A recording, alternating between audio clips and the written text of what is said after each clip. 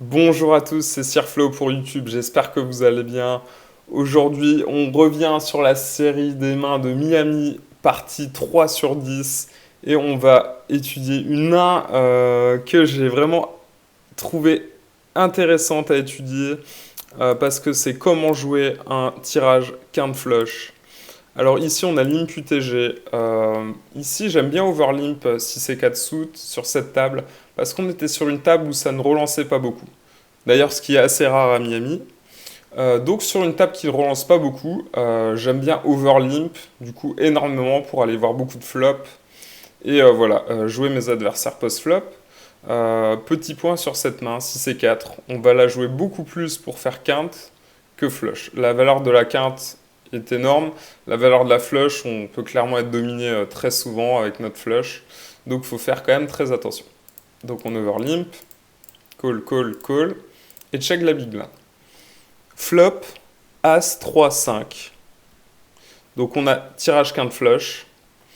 Donc ici, on a au total 15 outs.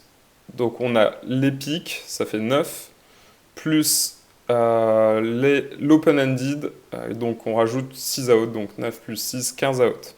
Sur deux street, ici, quelle que soit la main de mes adversaires, imaginons, ils ont un As, et ben on est favori en fait, avec 15 outs sur deux street. On a ce qu'on appelle en fait un combo draw. Et ici, un combo draw a plus que 50% d'équité. Si par exemple, un des vilains a un as. On est en fait en value si on bet au flop. Donc ça fait check, check. Et ici, la question c'est est-ce qu'on va bet, est-ce qu'on va check? Et si on bet, quel sizing? Il y a un sizing qui est très intéressant et je pense que le spot est vraiment parfait pour le faire. Ici, j'adore overbet. Pourquoi? Parce que tout simplement, j'ai hauteur 6 et en termes d'équité, je suis devant. Donc ça veut dire que, quelle que soit la main adverse, on est devant. Bah, s'ils ont un as, par exemple, on est devant. Donc ici, l'idée, bah, c'est, en fait, on va bet en bluff et en value, en fait. Euh, on pourrait intégrer un nouveau terme ici de value bluff. Ça paraît un petit peu stupide là quand on le dit, mais c'est en fait c'est vraiment ça. Quand on est hauteur 6, donc on est obligé de bluffer. Et qu'est-ce qu'on veut faire en fait quand on bluffe ici? Eh ben on veut faire fold. Et quel est un des meilleurs moyens au poker de faire fold nos adversaires? Eh ben c'est tout simplement d'overbet. Donc là j'ai décidé de faire une fois et demi le pot, donc on fait 45 dans 30. Fold, fold, call de vilain, et fold. Donc voilà, on en heads up. Ici, en fait, on est content d'être call. Parce que comme on l'a dit, on est en value. En termes d'équité. Turn, notre équité a encore augmenté. Si jamais il a un as. Donc on va jouer les 4, les 6 et les 2 pour split s'il a un as. Donc ici, a priori, notre équité augmente. Maintenant, ce qu'il faut remettre en perspective, c'est son call ici. Ici, quand on a 6 et 4, qu'est-ce qu'on bluffe pas? Qu'est-ce qu'on bloque pas? On bloque pas les deux paires. On bloque pas As-3, As-5. On bloque pas 3 et 5, qui peut totalement avoir ici en small blind. On bloque pas 4 et 2. Si on bloque 4 et 2, ça c'est le seul combo qu'on bloque, c'est 4 et 2. Donc il a un tout petit peu moins de 4 et 2. On bloque pas As-2. Donc quand il y a un 4 qui vient à la turn, en fait, on n'est pas très content parce qu'en fait, on bloque rien. On bloque les flush draws aussi chez lui, donc il a moins souvent flush draw. Donc en fait, ici, quand on a flush draw et qu'on bloque les flush draws, ici, je le mets beaucoup plus souvent sur quelque chose comme deux paires As-3, As-5. Voilà, c'est à peu près tout. Il peut avoir un As, évidemment, du type As-9, As-8, qui aurait call au moins une fois.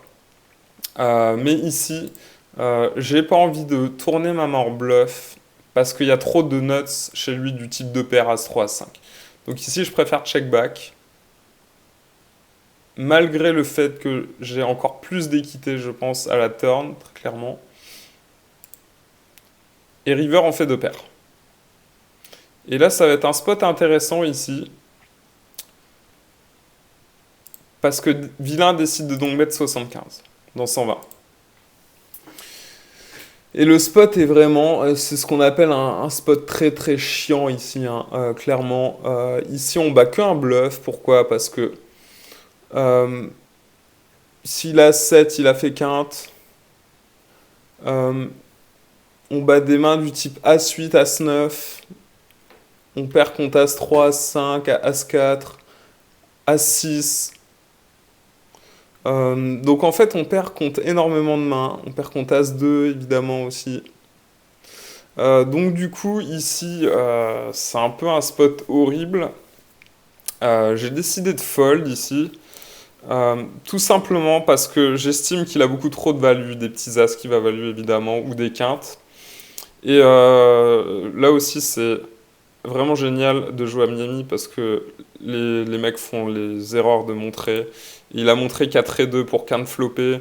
Donc ça, c'est vraiment un pur feeling, hein, que j'avais au flop en fait. Quand les mecs payent un overbet au flop, en général, ils peuvent être quand même très forts ici. Et donc, il faut pas s'enflammer, même si on a tirage quinte flush. Donc voilà, je voulais vraiment vous montrer ce spot. Ici, on a un fold à la river parce que il va très très rarement ici bet moins bien que deux paires.